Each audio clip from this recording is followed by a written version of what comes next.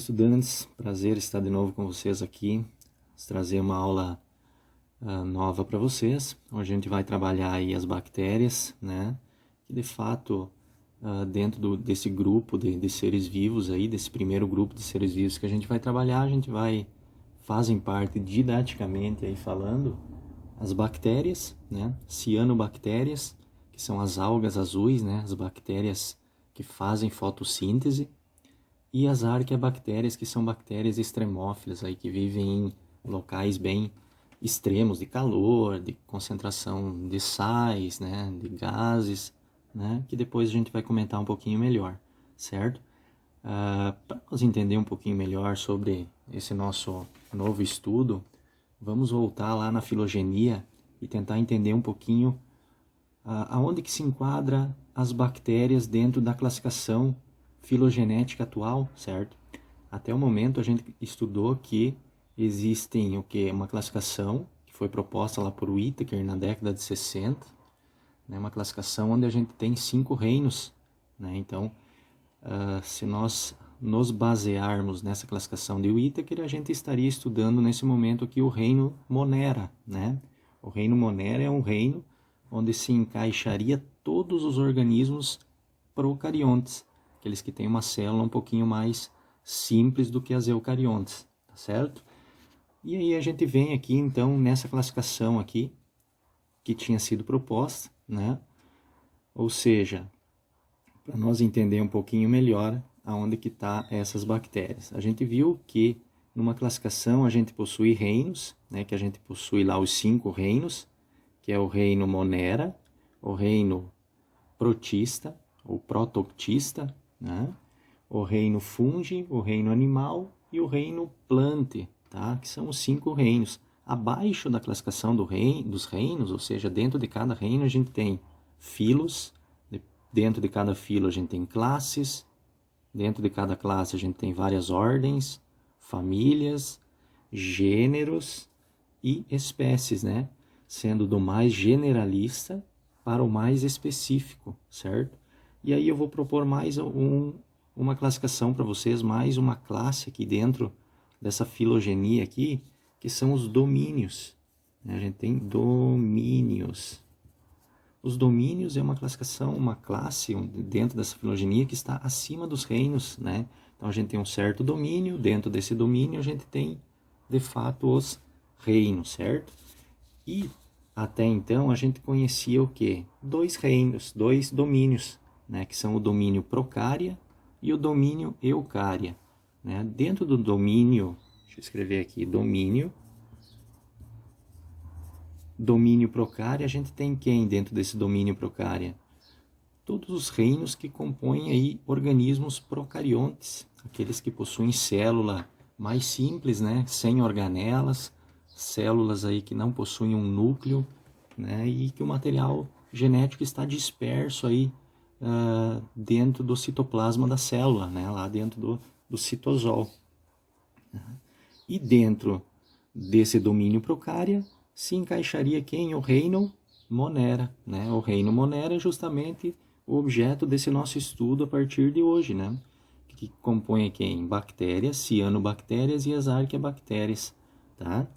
Já no domínio Eucária, a gente tem todos os organismos eucariontes. Então, todos os outros reinos se enquadrariam no domínio Eucária, né? Todos eucariontes. Então, teríamos aqui quem?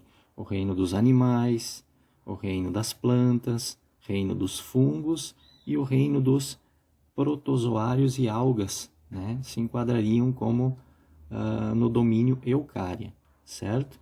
Voltando um pouquinho aqui, isso aqui é o que estava proposto para nós, segundo Whittaker, né? Segundo aquela classificação lá da década de 70. Porém, o que aconteceu? Na década de 70, 1977, uma outra pessoa aí começou, um outro pesquisador, um outro microbiólogo, começou a trabalhar algumas coisas mais aprofundadas sobre o grupo aqui dos Moneras, né? Sobre esse reino Monera. E ele percebeu que, de fato, existiam algumas diferenças entre elas aqui, né? E aí o que ele propôs lá na década de 70? A extinção desse reino Monera aqui, né? a extinção e a criação de mais um domínio, né, que seriam acrescentado aqui, né? Então, naquela época lá, isso não caiu muito bem dentro da sociedade científica, né? O pessoal ficou meio, né, não dando muita credibilidade nisso aí, mas depois, em 1990, as coisas mudaram, né? Então, 1990 não faz muito tempo isso, né? Houve sim a confirmação de que, de fato, esses organismos aqui, eles têm certas diferenças, não morfologicamente. Morfologicamente, eles são procariontes, eles são iguais, têm a mesma forma, né, da sua célula, né? Mas, geneticamente, as bactérias e as cianobactérias são distantes das arqueabactérias, ou seja, tem diferenças muito grandes ali em questão genética, tá? E aí o que esse pesquisador propôs? A criação de um novo domínio e a extinção do reino Monera. Então, em 1990, quando outros pesquisadores também puderam comprovar isso através de testes genéticos, de toda a sequenciação do genoma desses organismos aqui, viu-se sim que ele tinha razão, né? E aí foi extinto realmente esse reino Monera. Hoje a gente, claro que a gente tem nos livros ainda escrito aí reino Monera, né, essa classificação aí, mas apenas didaticamente, porque pensando aí biologicamente, filogeneticamente falando, né, esse reino Monera aí ele já foi de fato aí extinto, né, e foi criado realmente mais um domínio. Ou seja, essa primeira classificação a gente tinha 2 domínios, o Procária e o Eucária. Dentro do domínio Procária, todos os procariontes, e esses procariontes eles eram concentrados dentro de um reino só, chamado de reino Monera, né? Bactérias, cianobactérias e as arqueabactérias aí. Nessa classificação aqui também imaginava-se que as arqueabactérias eram um grupo mais antigo dentro do reino Monera, né? Ou seja, pensava-se que esse grupo de bactérias aqui era o grupo mais antigo do que as bactérias e as cianobactérias, né? Esse termo arque aqui, ele significa o quê? Remete a antigo, velho, né? Então, quer dizer que eles imaginavam que isso aqui veio antes das bactérias e das cianobactérias, certo? Numa classificação, então, um pouquinho mais atual, né, que a gente vai trabalhar a partir de agora, ela propôs assim o que? A criação de outro domínio, né? Ou seja, apareceram 3 domínios aqui. Ou seja, a gente além do domínio Eucária, onde a gente tem todos os organismos que possuem células eucariontes estão classificados, mas aqui houve uma separação. Houve a criação do domínio Bactéria e do domínio Arquea, né? Olha que interessante aqui essa filogenia aqui depois de análises aí dos genomas. O que a gente consegue avaliar aqui, analisar aqui? Que a gente tem um ancestral, né? Um ancestral que deu origem a todos os organismos, certo? Primeiro surgiram quem? Os organismos do domínio bactéria, né? Fazem parte desse domínio bactéria aqui quem? As bactérias e as cianobactérias, né? Além de outros tipos bacterianos aqui também, mas em resumo, aí, as bactérias e as cianobactérias fazem parte desse domínio bactéria. Já no domínio Arquea, a gente tem as arqueabactérias, né? E no domínio Eucária, continuou lá os demais organismos que possuem células eucariontes, né? Aí entraria quem? O reino animal, vegetal, né? O plante, né? No caso, que todos os vegetais fazem parte. O domínio fungi, o reino fungi, né? E o reino dos protistas, né? Então eles ainda continuam fazendo parte aqui do domínio Eucária, mas aqui houve uma mudança bem significativa aqui, certo? Com a extinção desse reino Monera e a criação de 2 novos reinos, digamos assim, 2 novos domínios, que são o domínio Bactéria e o domínio Arquea. Outra coisa interessante é que depois desses estudos, viu-se que quem surgiu primeiro aqui? Quem surgiu primeiro foram as bactérias e as cianobactérias, e que o grupo das arqueas ele surgiu depois aqui, ó, né? E outra coisa interessante que a gente pode analisar aqui que os procariontes, aqui dentro dos procariontes, as bactérias e as árqueas, elas são muito parecidas morfologicamente, ou seja, as árqueas, elas são muito mais parecidas com as bactérias do que com os eucariontes, certo? Morfologicamente pensando. Agora, se nós for pensar geneticamente, o grupo aqui do domínio Archaea, ele é muito mais parecido com os eucariontes, certo? Então, ele é um grupo que geneticamente ele é parecido com os eucariontes e morfologicamente ele é mais parecido com os organismos do domínio bactéria, certo? Então, eles vieram aqui, ó, pensando filogeneticamente, depois das bactérias, né? Ou seja, eles têm o quê? Um ancestral comum com os eucariontes, né? As árqueas e os eucariontes, eles possuem o mesmo ancestral em comum mais recente. É o que justifica aí esse parentesco genético falando, né? Então, houve sim essa divisão aí entre domínios, entre 3 domínios, que antigamente a gente tinha isso como apenas 2 domínios, certo? Isso que é muito interessante, muito atual, uma coisa que a gente tem que começar a se habituar, né? Então a gente começa a chamar aí de reino bactéria, reino arquea, né? E os demais reinos aí que a gente conhece. Então, como eu falei para vocês, isso foi proposto por um microbiólogo, né, chamado de Carl Woese, né? Ou a gente chama de Woese, né? Ele verificou aí, ele comparou então sequências de RNA ribossômico e conseguiu chegar nessa separação de 3 domínios diferentes. Então ele começou lá os seus estudos lá na década de 70, mas realmente essa divisão aí ela foi aceita e foi melhor aceita, digamos assim, em 1990, certo? 1990, a partir de lá para cá, a gente tem então uma classificação em 3 domínios aí, tá? Domínio bactéria, domínio arquea, que fazem parte aí dos organismos procariontes, e dentro dos eucariontes o domínio eucária, que fazem parte aí o reino dos animais, o reino dos fungos, o reino das plantas e o reino dos protozoários, tá? Protozoários e algas, tá certo? Bom, falando um pouquinho da filogenia, a gente entra então no estudo aí de todas as particularidades, então, das bactérias no geral, tá? A gente vai falar muito sobre toda a estrutura, né? E essa aula também de bactérias aí, ela vai ser dividida em partes aí, para facilitar um pouquinho a compreensão. Mas é um grupo muito interessante, muito bacana de se estudar e possui coisas interessantíssimas aí, tá certo? Então, assim, as bactérias são organismos unicelulares, né? Lembram o que é um organismo unicelular? Unicelular é um organismo que possui apenas uma célula.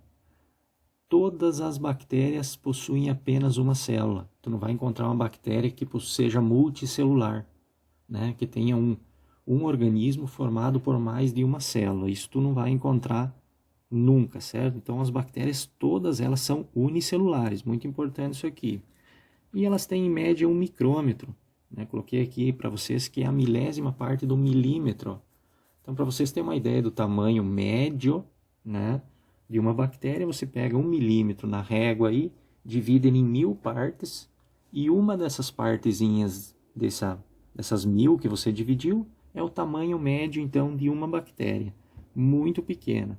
Quando a gente está falando em tamanho médio, não quer dizer que todas elas possuem esse tamanho aqui, né? Pode ter bactérias um pouquinho maior? Pode, mas também pode ter bactérias que sejam um pouquinho menores que isso aí também.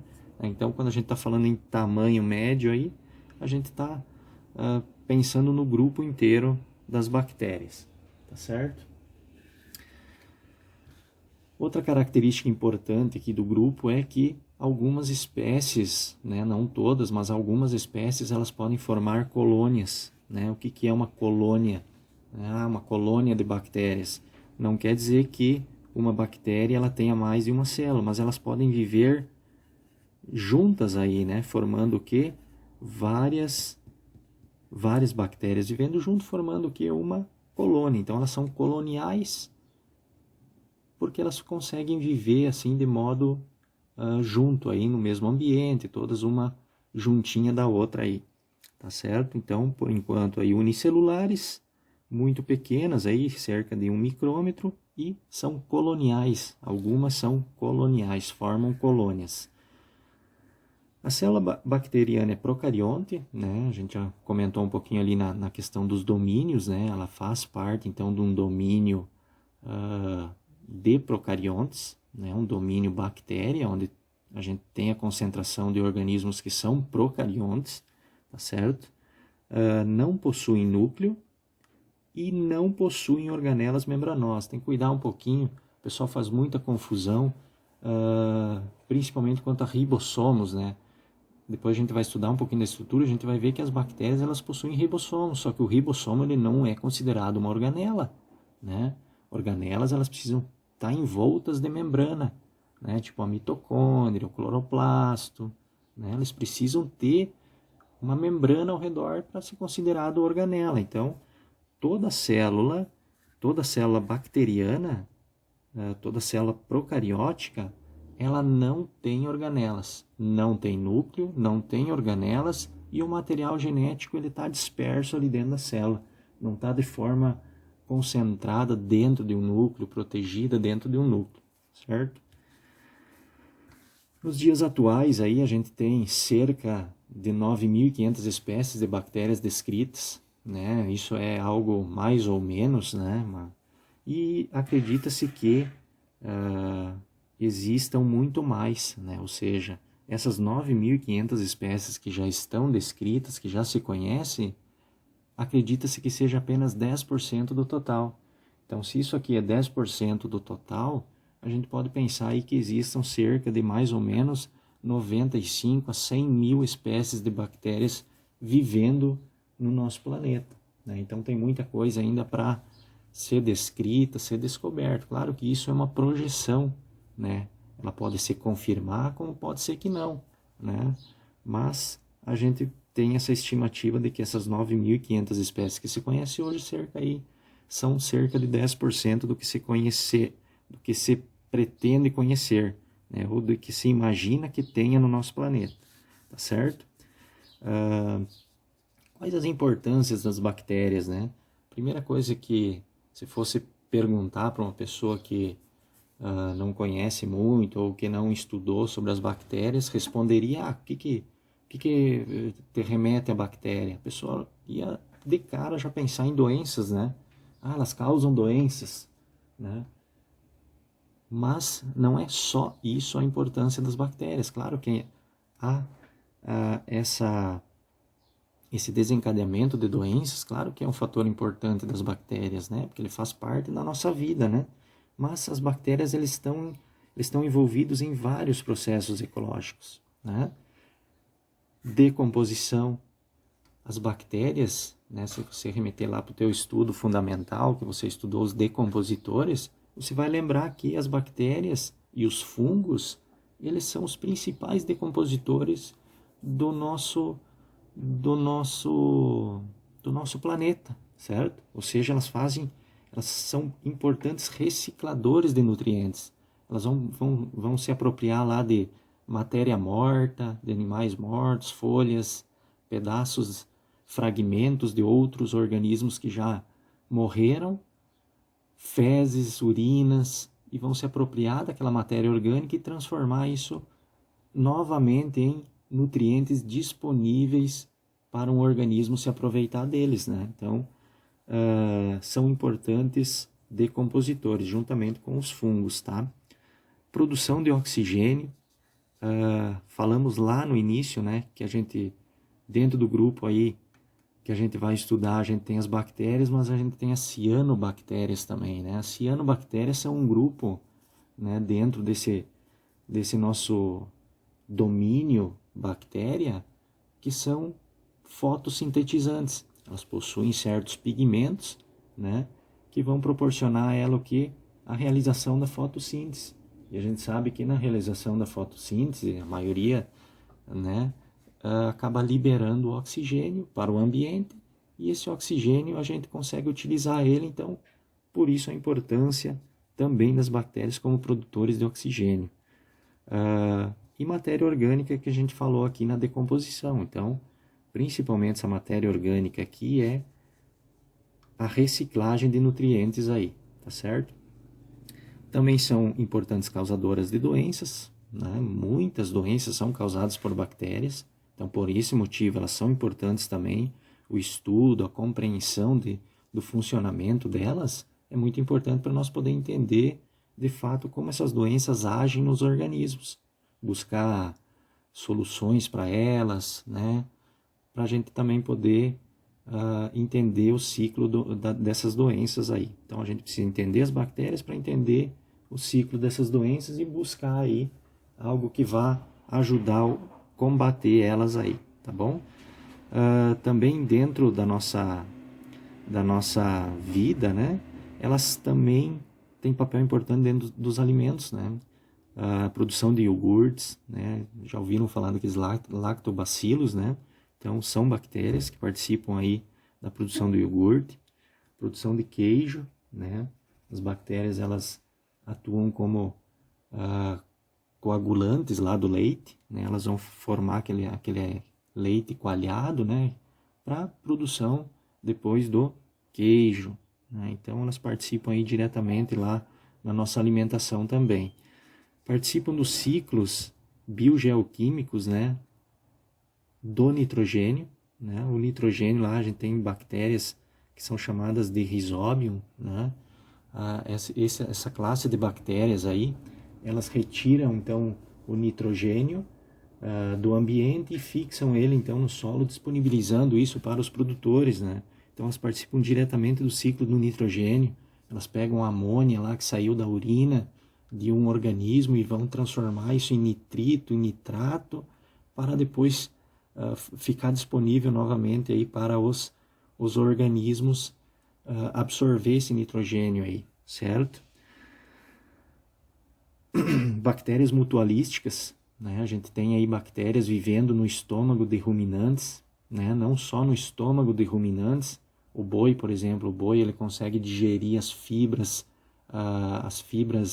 vegetais, por quê? Porque lá dentro do estômago dele, né, que é poligástrico, que ele está dividido em várias partes lá dentro, em 4 partes, uma delas é uma câmara de fermentação, né, onde tem várias bactérias agindo lá na fermentação e destruindo a parede celular desse material vegetal e possibilitando depois o animal fazer de fato a digestão e se apropriar de nutrientes a partir disso aí. Então, importante bactérias mutualísticas, não só de ruminantes, tá?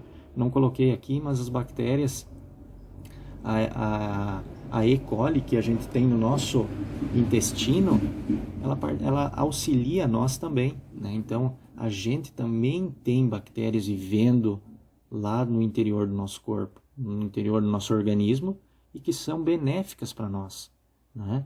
Então, essa bactéria aí, ela auxilia aí na síntese de vitamina K, ela auxilia para não deixar outras bactérias invadirem ali o nosso intestino, né? Então, de fato, também a gente tem bactérias mutualísticas vivendo lá no nosso interior, né? Vocês lembram o que é uma interação ecológica chamada de mutualismo, né? Acho que talvez vocês vão estudar lá nos conceitos ecológicos, mais no curso um pouquinho mais para frente, mas uma bactéria mutualística é aquela bactéria que ela traz benefício, né, para o hospedeiro, mas o hospedeiro também beneficia ela. Então, os dois são beneficiados com essa interação mutualística aqui. A bactéria ela vai encontrar um ambiente protegido para ela, vai ter alimento, né?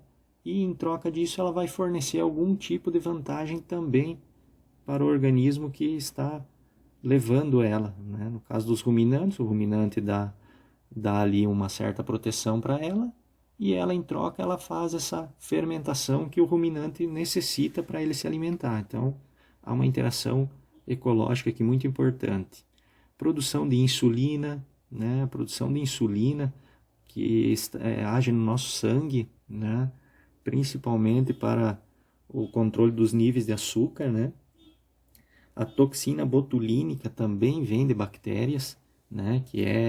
Ela serve aí para paralisar musculaturas, né? A gente encontra lá no Botox, né? As pessoas que fazem a utilização do Botox é para quê? Para dar uma paralisada na musculatura, dar uma reforçada nela lá.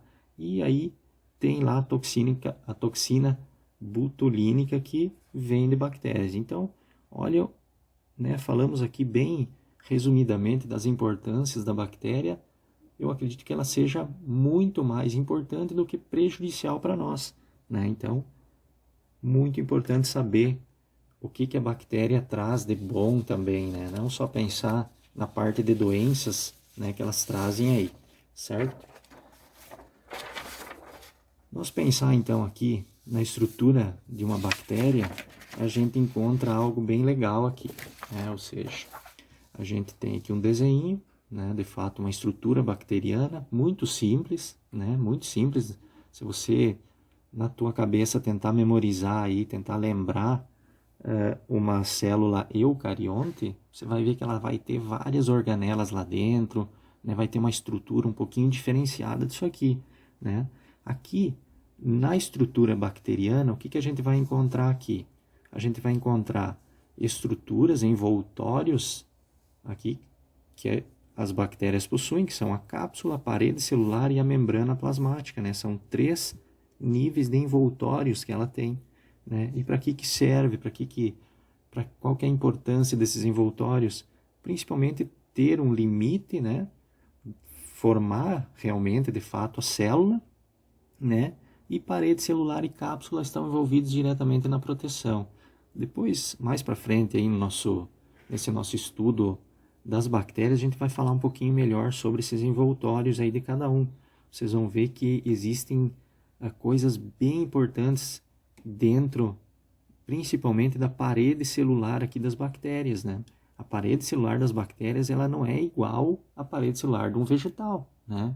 Os vegetais também têm parede celular, mas a composição, a forma estrutural que ela está, ela é diferente, que depois a gente vai estudar um pouquinho mais, de uma forma um pouquinho mais aprofundada, essa questão de parede celular. Membrana citoplasmática também, né? A membrana, ela tem algumas diferenças com relação às células eucariontes, tá? Nós, por exemplo, possuímos esteroides lá na nossa membrana, né? Já as bactérias, elas não vão ter essa presença de esteroides, que são os colesteróis, tá? Um tipo de lipídio presente na membrana plasmática eucarionte. Aqui, nessa estrutura de membrana plasmática bacteriana, a gente não vai encontrar isso aí. Mas depois a gente vai tratar um pouquinho melhor sobre cada uma desses envoltórios aí. Outra estrutura que a gente encontra na célula bacteriana são os ribossomos, tá? Falei agora há pouco para vocês, ribossomos, ele é uma estrutura e não uma organela, tá? Então, o ribossomo é uma estrutura encontrada na célula bacteriana que tem como principal função a síntese de proteínas, né? A síntese de proteínas, ou seja, todas as proteínas que vão trazer as características dessa célula aí, né, vão estar diretamente ligadas com o funcionamento dela, são sintetizadas pelos ribossomos, tá bom? Outra estrutura interessante que aparece aqui é o pili ou fímbrias, tá? O pili ou fímbrias, eles têm função de locomoção, fixação, e aqui esquecemos aqui de colocar um parênteses aqui, né? Ele possui 2 funções, que é função de locomoção e fixação, e eles também auxiliam na transferência de material genético, que também depois a gente vai estudar um pouquinho mais aprofundado isso aqui, né? Na literatura, em livros didáticos e em outras literaturas aí que a gente costuma ver nas escolas, trata o pili ou fímbria como sendo uma mesma estrutura, né? Mas depois, quando a gente estudar um pouco mais aprofundado, vocês vão ver que eles não são a mesma estrutura, né? Que existe o pili e existe a fímbria, né? E que eles possuem funções aí totalmente diferentes, tá bom?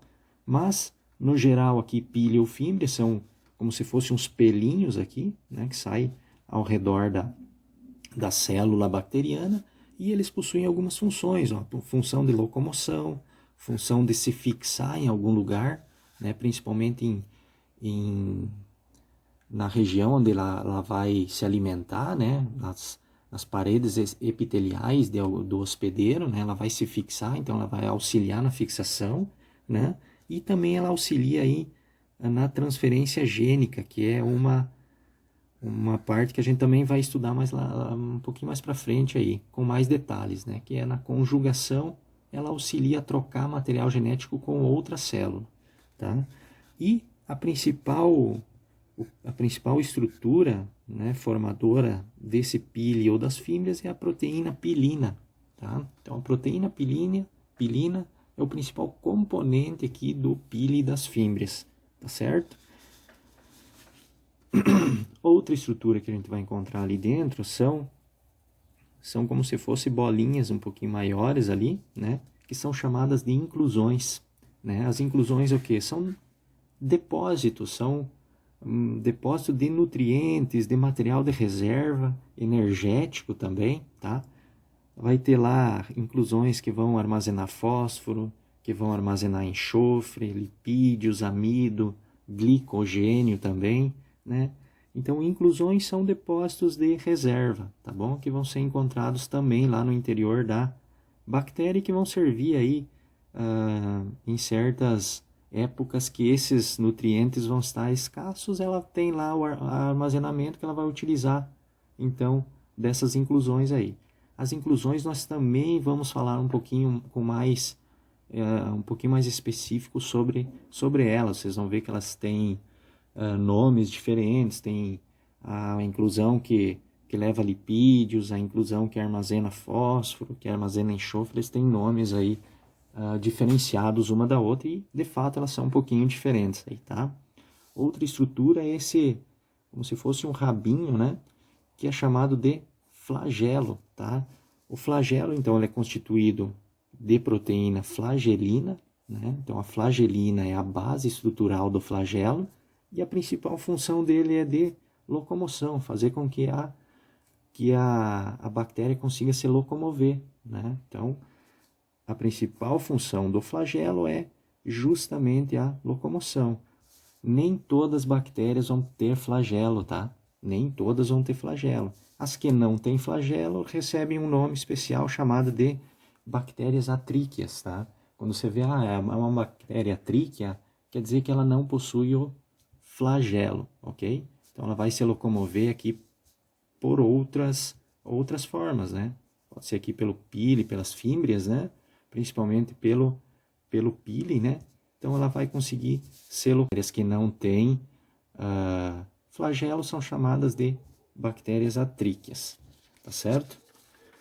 Outra estrutura que a gente vai encontrar na célula bacteriana é o nucleoide. Nucleoide não é um núcleo, certo? Nucleoide é uma região onde há o maior acúmulo de material genético. Depois nós vamos falar um pouquinho mais sobre o nucleoide, né? Mas o material genético, todo esse azul que vocês veem aqui, é uma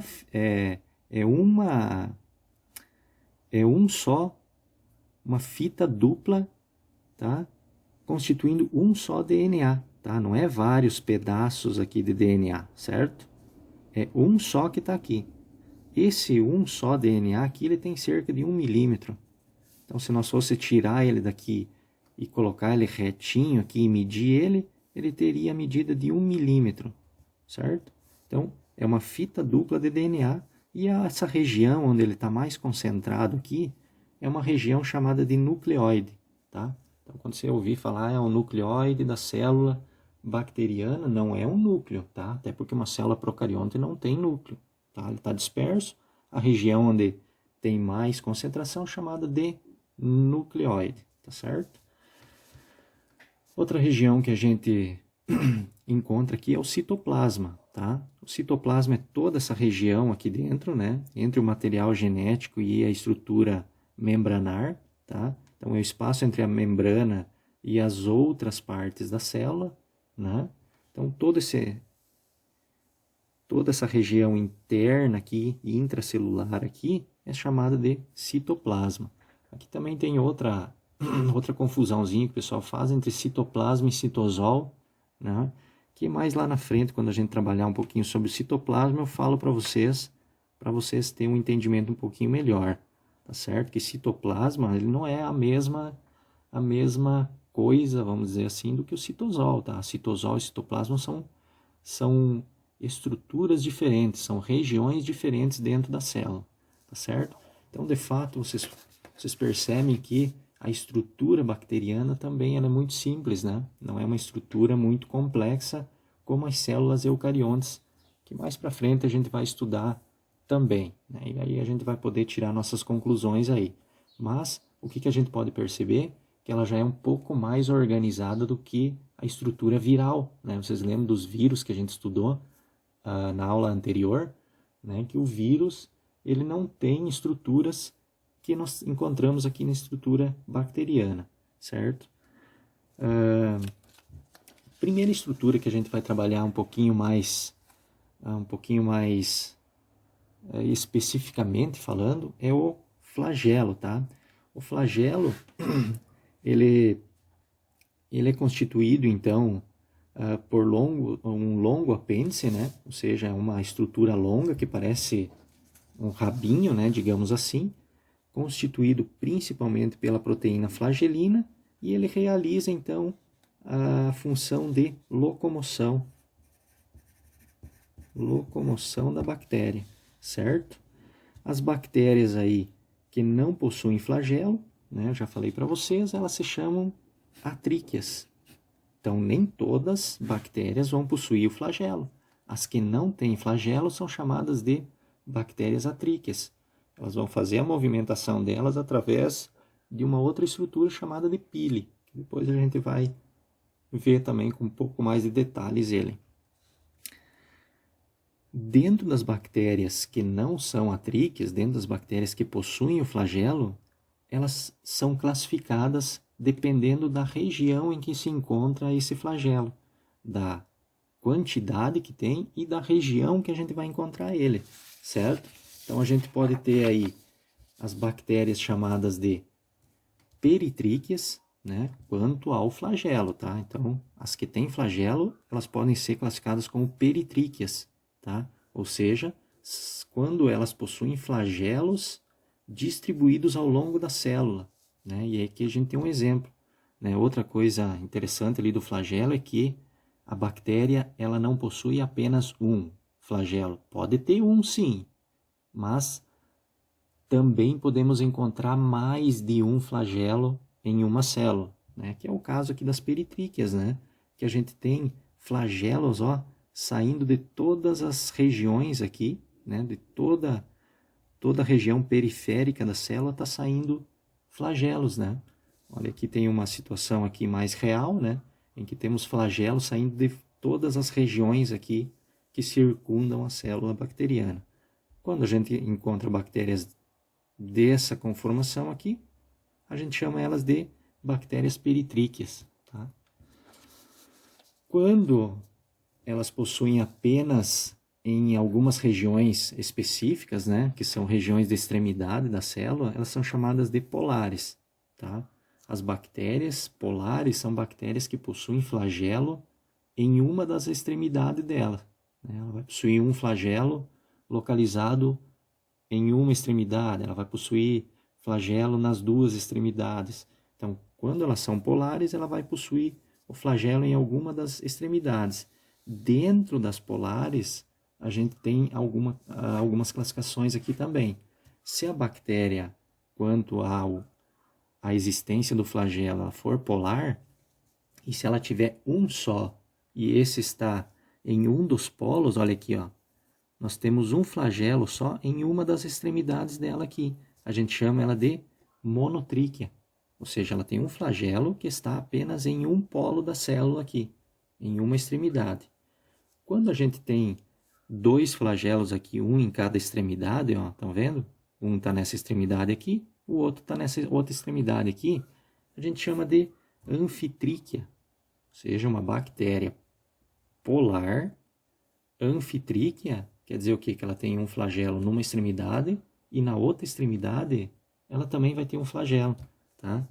E nós temos as outras que são classificadas como lofotríqueas, que formam um tufo aqui, ó, um tufo de vários flagelos, porém esse tufo, ele diferentemente desse aqui, que está localizado em toda a região periférica, ele está concentrado apenas em um dos polos aqui, certo? Ou seja, as lofotríqueas formam um tufo de flagelo apenas numa extremidade, ó. Só nessa extremidade aqui a gente tem um tufo de flagelo saindo dali, certo? Então isso que vai diferenciar ela das peritríqueas aqui. Peritríqueas todo ao redor. Polares, elas podem ser monotríqueas, quando só tem um flagelo saindo de uma extremidade. Anfitríquea, quando tem um em cada extremidade. E as lofotríqueas, quando em um polo, uma extremidade só, temos vários flagelos saindo dali. Um tufo de flagelos aqui, ó. Tá? Um tufo de flagelo saindo de um dos polos da célula. Beleza? Se eu pedisse para vocês, como que vocês acham que ela se movimenta, né? Através do flagelo, né? As bactérias que possuem flagelo, elas se movimentam pela estrutura chamada de flagelo, né? Mas se você fosse pensar ali, como que você acha que ela faz, né? A primeira ideia é que ela fosse fazer movimentos, né? Em forma de serpenteando, assim, né? E se movimentando, mas na verdade elas fazem movimentos girando, né? Ou seja, elas giram, movimentos girando, né? Não sei como é que fazer aqui com o lápis aqui, mas elas não fazem o batimento, né? Como se fosse um rabinho de um cachorro, né? Balançando. Não, ela não se movimenta dessa maneira. Ela faz um movimento circular como se fosse um motor de um barco, né? O motor do barco ele gira e faz ele se movimentar. As bactérias que possuem flagelo se movimentam dessa maneira também. Elas fazem um movimento rotacional do flagelo, que pode ser no sentido horário ou anti-horário, né? Tanto faz. Ela vai fazer esse movimento e vai conseguir se movimentar assim, né? Lá em alguns flagelos que a gente encontra em células eucariontes, eles fazem o batimento, né, do flagelo, que daí é diferente. A gente encontra lá em células reprodutoras, né, o gameta masculino, que é o espermatozoide, ele faz movimentos de batimento do flagelo dele para se movimentar. Já as bactérias, eles fazem movimentos ondulatórios, né, circulares, como se fossem dar uma propulsão para ela conseguir se movimentar, certo? Então, é um pouquinho diferente. Uma vantagem, né, dessa motilidade, né, quando a gente fala em motilidade, é a questão de movimento, né? Então, uma das características e uma vantagem que a bactéria tem por ela conseguir se movimentar é ela conseguir ir de um lugar para o outro, é claro, mas ela conseguir ter retornos, ou seja, ela pode ir para um local que seja bom para ela, ou ela pode estar fugindo de um lugar que seja ruim para ela, né? Toda essa movimentação que ela faz é chamado de táxia, tá? A táxia da bactéria, ou seja, a forma que ela vai se movimentar vai depender de estímulos, tá? Que ela vai receber. Ela possui receptores químicos, né? Na sua estrutura, que vai receber sinais dizendo, ó, pro lado, né, para tal lado aí, tem a presença de luz. Interessante para ela, ela vai pegar e vai passar esse sinal para o flagelo vai fazer o movimento de propulsão e vai levar ela para esse ambiente bom, né, para a bactéria. Mas também pode ser que ela esteja fugindo de algum lugar ruim, né? Às vezes o receptor dela recebeu informações de que ali no local que ela está tem a presença de alguma substância tóxica. Vai fazer com que essa propulsão leve ela para longe desse local aí, certo? Então toda essa parte de movimentação aí é chamada de táxia, certo? Táxia. Aqui eu já falei para vocês, né, que as bactérias possuem vários receptores, né, ao longo da sua parede celular, e em resposta a estímulos, né, que é passada para o flagelo, ela consegue fazer essa movimentação, ou para se repelindo de alguma situação ruim para ela, ou se aproximando, no caso, de de ser algo benéfico para ela, né? Essas táxias aí, elas podem ser classificadas aí, né? A gente pode chamar aí, então, quando a gente está falando em motilidade, a gente está falando em táxia, tá? Então, a táxia da bactéria, ela pode ser uma quimiotáxia, né? Essa quimiotáxia é quando ela recebe estímulos de que alguma região possui a galactose, né? A galactose é um açúcar, né? Assim como a ribose, né? A galactose é um monossacarídeo, né? Que está presente lá. Se nós pegar essa galactose e juntar com outro monossacarídeo chamado glicose, né? A glicose e a galactose formam a lactose, um disacarídeo, né? Então, sinais químicos de galactose, a ribose é um outro açúcar que a gente encontra no DNA, tá? É uma pentose que a gente encontra lá no DNA. E oxigênio é uma quimiotáxia, então ela vai se movimentar para esse local. Ou uma fototáxia, né? Que é em relação à luz, né? Luz. A fototáxia das bactérias é o quê? Quando ela está se movimentando em direção ou fugindo da luz, né? Tanto faz. Aqui ficou pequenininho, né? Mas a gente tem aqui, então, o estilo de táxia das bactérias, né? Ou seja, ela recebeu um sinal químico, passou isso para o flagelo impulsionou ela, né? Propulsionou ela para essa região aqui. Chegando aqui, o flagelo para de bater e ela consegue fazer movimentos de virar, né? Ela para e vira para cá, o flagelo bate de novo e ela vai seguindo em direção a esses sinais químicos. Conforme vai recebendo os sinais químicos, ela vai em direção ou ela vai fugindo desse ambiente ruim que vai ser para ela, certo? Então, táxia, motilidade, e está relacionado diretamente com o flagelo. Então, o flagelo, a função principal do flagelo é locomoção. É constituído principalmente pela proteína flagelina. E diferente das células eucariontes, lá o batimento flagelar ele é ondulatório, tá? Ou seja, ele é de uma maneira circular, que pode ser horário ou anti-horário, tá? O batimento dele é como se fosse rotacionando e não batendo, né? No caso de um espermatozoide, né? Que ele vem batendo o flagelo assim e consegue se movimentar. Já aqui no caso das bactérias, não. É um movimento rotacional aqui, tá certo? Outra estrutura que a gente vai falar ainda nessa aula são as fímbrias e o pile. Falei para vocês lá no início que fímbria e pile, em alguns materiais, principalmente materiais didáticos aí, eles são chamados ou considerados como sendo uma mesma estrutura só.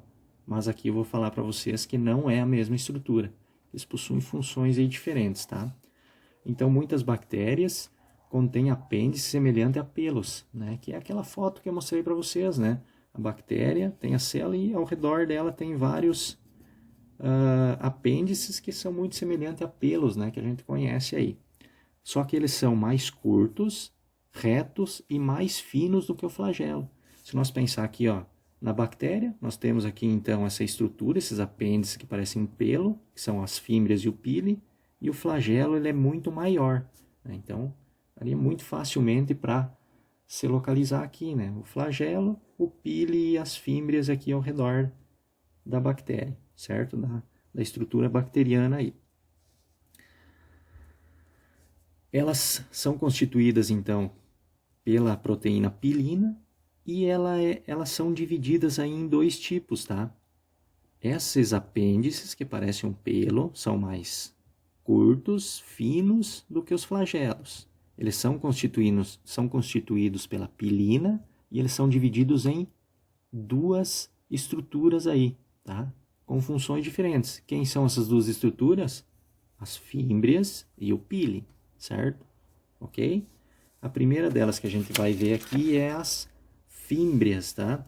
As fímbrias podem ocorrer nos polos da célula bacteriana ou podem estar distribuídos ao redor, tá? Então, ele pode estar localizado num polo apenas, ou ele pode estar localizado em toda a estrutura bacteriana. Pode estar todo ao redor dela, ou apenas em algum polo aqui, certo? Eles podem ter uma variação de número, tá? Podem ter bem pouquinhos, né? mas eles podem ter milhares aí de fímbrias ao redor da célula bacteriana, certo? Então, variam aí de número, pode ter poucos, como pode ter muitas fímbrias aí, certo? Aqui a gente tem duas fotos aqui, né? Então, aqui ó, a gente vê a estrutura bacteriana aqui, uma bactéria. A gente consegue facilmente diferenciar aqui o flagelo, ó, o flagelo, né? Uma estrutura flagelar aqui, né? Bem comprida. E ao redor aqui a gente tem as fímbrias, ó, né? Toda distribuída homogeneamente ao redor da célula, tá certo? Aqui também tem uma foto mais real, né? Foto de microscópio, né? Que a gente tem as fímbrias ao redor aqui. A gente tem estruturas maiores aqui, que são os flagelos, tá certo? A principal função aí das fímbrias é o quê? Aderir a outras células, né? Ou a superfície, tá? Então as células elas podem ter, as fímbrias, né? Melhor dizendo, elas podem se agarrar em superfície, vai ajudar ela. Imagina, a bactéria tá lá no trato digestório seu. Como que ela vai fazer para se fixar na parede? Através das fímbrias. Então a principal função das fímbrias é aderência, né? Ela vai conseguir se agarrar ali nessas superfícies aí, tá certo? Vai ajudar muito ela nessa questão aí. As fímbrias também auxiliam na adesão da bactéria às superfícies epiteliais do corpo, né? Aos epitélios, né? Tanto por fora, né? Às vezes você saiu fazer uma caminhada, a bactéria se agarrou ali na tua pele, né? E você vai acabar levando ela para outro lugar, né? E tal. Então, essa aderência que a bactéria tem é justamente a principal função das fímbrias, tá? Então, fímbrias, a principal função é aderência da bactéria, beleza? Principal função das fímbrias. Aqui a gente tem um exemplo, né, que é a E. coli. A E. coli é uma bactéria que a gente encontra no nosso trato gastrointestinal, né, lá no nosso intestino delgado. Essa bactéria ela pode ser muito benéfica para nós, né, porque ela está presente sim lá no teu trato, lá no teu intestino delgado você tem essa bactéria, né? E ela vai fazer o quê? Ela auxilia na síntese da vitamina K e também ela auxilia a não deixar outras bactérias invadirem ali o teu intestino delgado. Então ela é muito importante para nós. Agora, quando ela está numa concentração muito grande, ela pode causar problemas também, né? Essa alta concentração de E. coli pode causar problemas como diarreia, né? Então, a diarreia é um problema causado por bactérias, não só por bactérias, tá? Diarreia pode ser causada por vírus, por protozoários também. Mas, como a gente está estudando as bactérias, né? Então, essa diarreia aqui causada por bactérias aí, certo? Se alguma dessas bactérias aqui, por algum motivo genético,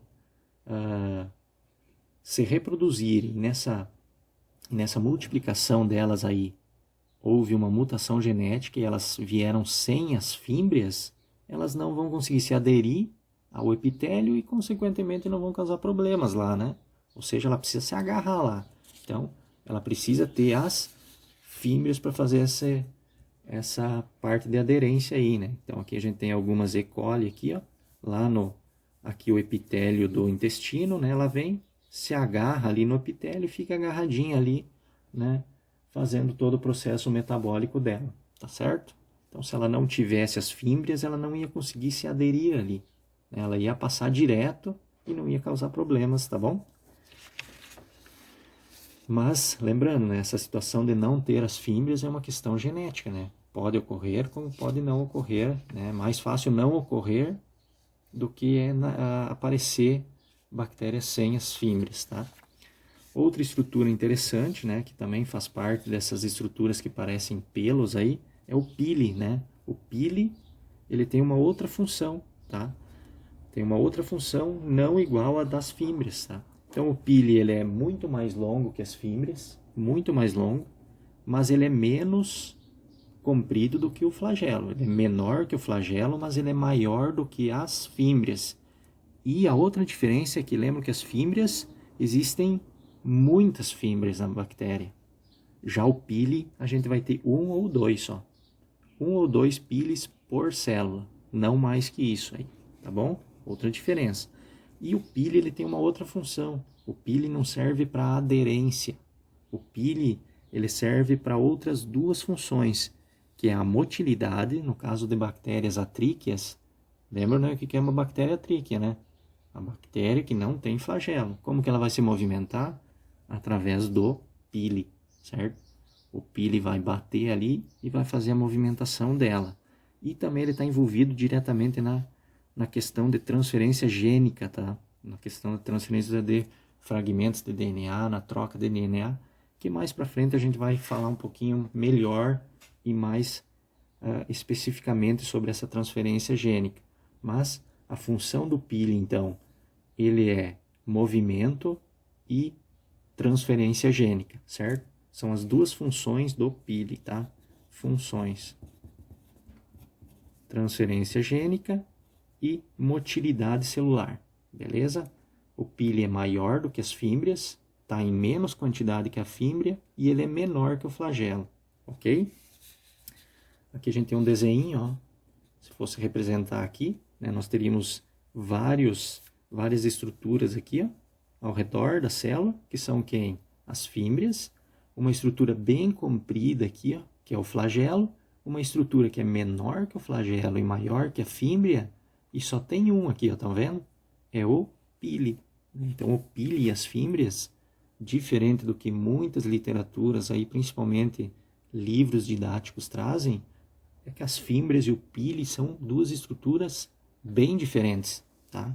Funcionalmente também falando, ok? Estruturalmente também, né? Porque o pili é maior do que as fímbrias, né? Então, são estruturas aí diferentes que devem, de fato, ser trabalhadas de maneira diferente, tá certo?